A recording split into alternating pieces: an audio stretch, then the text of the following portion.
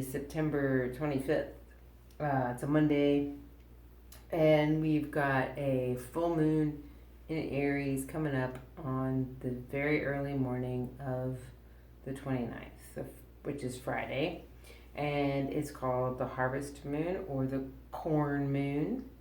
And it's, around the time of year when the last harvests are made and the last harvesting of corn is made. So that's how I got that name.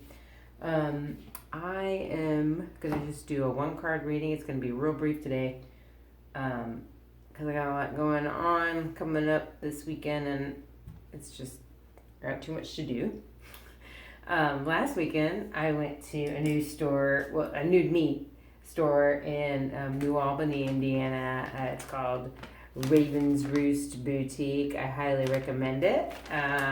They had a lot of tarot decks, incense, candles, divination tools. They had pre-made spells. They had clothes. They had art. They had just everything, esoteric and / witchy that you would want. Really cool store. They've been there for 3 years. It was my first time going. It's on the corner of First and Market, I believe, in New Albany. Go check it out. It's great. Very cute space. Very nice stuff. Yeah, that's what I got. Candles, those little those little candles. And this is the lavender bundle. It smells amazing. So that's that. And then I also went to Earth's Art, which is also in New Albany, Indiana, on Charlestown Road. Just go. They have such good selection of stones, minerals, slabs, pendants, jewelry. They've got tarot cards. They've got incense. They've got bundles. Like, they've got all of that too. They have anything you want crystal related. They've got it, and it's just great. So I got my friend's daughter's little cachet of like Libra crystals for her birthday, her 17th birthday, and I got myself this grab bag. So you can get this grab bag for $3. 5 labeled minerals for $3. It's a great deal. So at this next full moon here on Friday, I'm gonna charge them and all of my crystals that I haven't cleansed in a while. We're going to do a little full moon charging. I'll take some video of that. But I got these 5 minerals, all individually bagged and labeled, right? And I'm going to charge those, and then I'm going to do something with those. And next time, and along with my friend's daughter, her other daughter, who's a little bit older than the daughter I bought birthday presents for, gave me a pendant or pendulum for divination.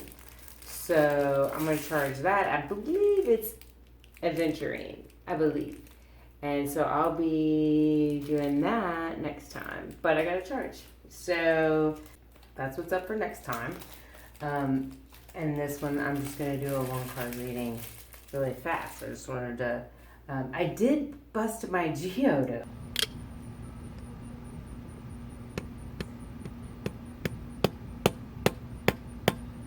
Oh,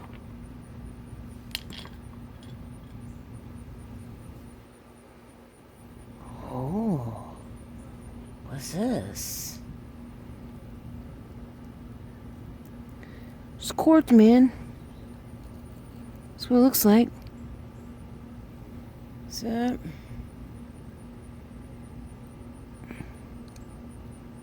it just popped right open though, didn't it? It's not as crystally inside as I would have liked. It still looks very cool. I still like it, and I could still probably, burn some incense in there or something that could be used for that. So that's not bad. I'm not too upset about that. But we're just gonna do one card reading today. Just like what's the theme of Libra season? It's Libra season. The equinox was just this past weekend, And I had an interesting weekend, very homey kind of weekend. And I watched that movie, Fire in the Sky, the movie about Travis Walton's abduction experience. And I had never seen it. I don't know how I missed it. I have no idea how I missed seeing Fire in the Sky when it came out. Like, I remember the box and the art of the box of the video, but I don't remember ever seeing the movie. I just didn't ever see the movie. So I watched it the other night on the suggestion from another YouTube channel called, they're called Stories from the Seeker and the Skeptic. Or maybe it could be the other way around, the Skeptic. I think it's the Seeker and the Skeptic. Stories from the Seeker and the Skeptic. On their suggestion, I watched Fire in the Sky and was blown away by the abduction sequences. Like, was scared, really scared. And then I watched a documentary called Travis just to see if he mentions that kind of stuff happening. And he doesn't actually go into his abduction experience that much in the documentary. He does a little bit. He doesn't really mention like some of the things that scared me the most about Fire in the Sky. So I'm not saying that those things didn't happen, but he didn't really talk about them. So I kind of think they might be Hollywood embellished. But anyway, it was pretty fascinating. And then today I'm at work and I see this thing pop up on the Microsoft Edge browser thing, feed. It's just my work feed, internet feed, of a still from Fire in the Sky, and it's an article saying, this is a really underrated alien abduction movie everybody should watch. And I was like, what the hell? How did that happen? So it's just kind of weird. I don't know. That's how my Libra season has been kicked off. So anyway, I just cut the stack. We're going to do this one card reading. What's Libra season going to be about for me? King of Swords. The King of Swords. So it's core card. This could be an actual person. It could be me. It could be an aspect of myself. Or it could be an actual person. King of Swords. So I would say I don't get this one a lot. I'm not sure I've ever gotten this card on these videos. I'll have to look back, but I don't think I have. The King of the Air element and the thoughts and words, mental processes, right? The king of it. So, we'll see what that means for Libra season. Libra is another air sign. So, that's interesting. Kitten's just going crazy. That's interesting, right? Libra is an air sign, and this is the king of the air signs.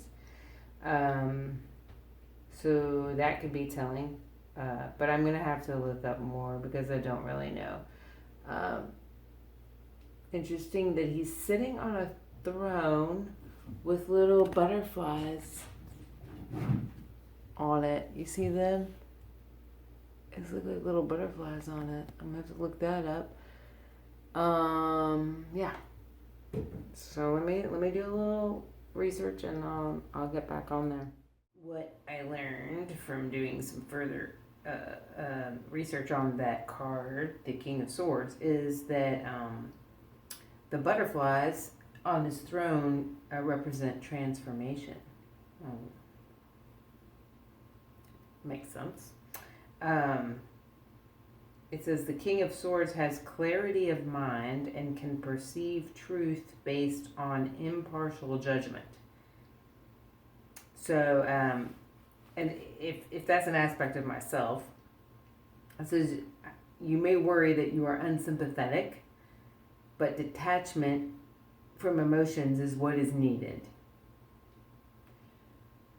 This kind of rings true for me, but that's kind of me anyway. I'm an Aquarius, so I'm also an air sign, and I frequently am more in my head than in my heart.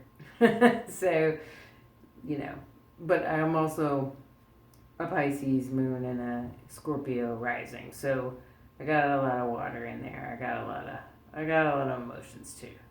But I do find myself being more in my head, airy in my head. Words, ideas, and communicating them. Stay fair in your dealings with others. And sometimes this card can symbolize an advisor, like a financial advisor or an attorney or like a tax consultant, which is interesting because I was just thinking I need to contact my financial advisor. So could be about that. Could totally be about that. But it also says look for mentors and skilled advocates. So which I've also been thinking of. I was just thinking while I was at Raven's Roost the other day, I was thinking, I really need to find someone who knows astrology that I can, solicit classes from. Basically, I don't have a lot of money, so I can't afford to take these online, classes that are offered to me all the time. I just can't afford them. But if I could find someone that I could actually pay on a monthly basis to just kind of consult with me, once a month for an hour at a time, just to and quiz me on it, give me the basics, keep me up to date, quiz me so that I'm learning it, because there's so much I don't understand, but I am fascinated by it and I do really believe in it. So yeah, it couldn't hurt to get some higher, more skilled, more practiced person to kind of help me with that, So maybe that's them. So anywho, that's it for this time. I don't want to make this one super long. I need to shorten all of these. They're too long. I get it. I can make them shorter, and I'll try to work on that. But anyway, that's it for this full moon in Aries. I'll see you on the next new moon. Later.